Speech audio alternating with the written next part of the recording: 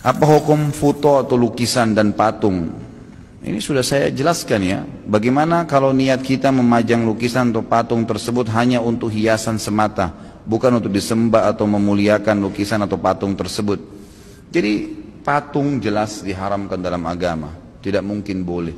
Karena Nabi SAW mengatakan dalam banyak hadis, diantaranya rumah yang tidak dimasukin oleh syaitan adalah rumah yang ada anjingnya dan rumah yang ada patung atau gambar hidupnya, gitu kan?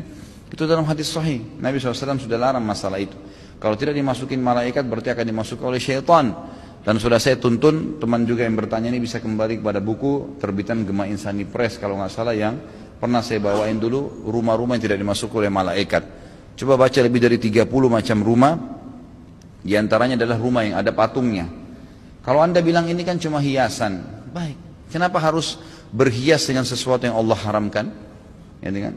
Anda perlu tahu dalam hadis Bukhari dijelaskan awal mula kesesatan manusia. Pertama kali mereka nyembah berhala di zaman Nabi Nuh alaihissalam meninggal. Pada saat Nabi Nuh alaihissalam meninggal, kata Nabi SAW, datang kepada mereka syaitan, menjelma menjadi manusia, kemudian berkata kepada mereka, ya, kepada orang-orang yang sudah meninggal nih. Jadi generasi Nabi Nuh sudah meninggal, generasi sahabatnya juga sudah meninggal. Sekarang generasi tabiinnya.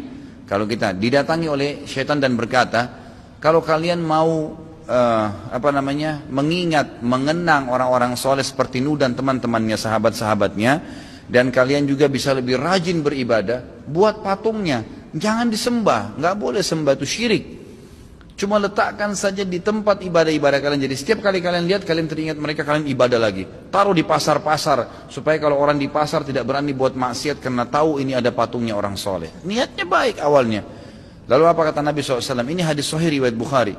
Kata Nabi SAW, setelah generasi itu mati, syaitan datang lagi generasi yang masih mudahnya didatangin.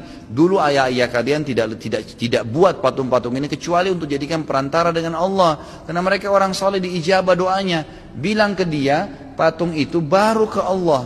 Dilakukanlah oleh orang-orang tersebut, akhirnya sampai patung ini disembah. Awalnya begitu. Enggak kok, saya datang ke diskotik cuma mau tahu. Saya masuk ke tempat perzinahan cuma mau lihat ini bahaya. Kalau tiba-tiba kita meninggal, mati, lagian ngapain coba-coba lihat gitu. Nggak ada gunanya coba-coba dalam maksiat. Ya, ibadah memang benar. Ya, jadi saya sarankan Allahu a'lam untuk dijauhi gitu. Ya. Saya pernah subhanallah lihat, atau sering saya lihat ya, mudah-mudahan Allah kasih hidayah.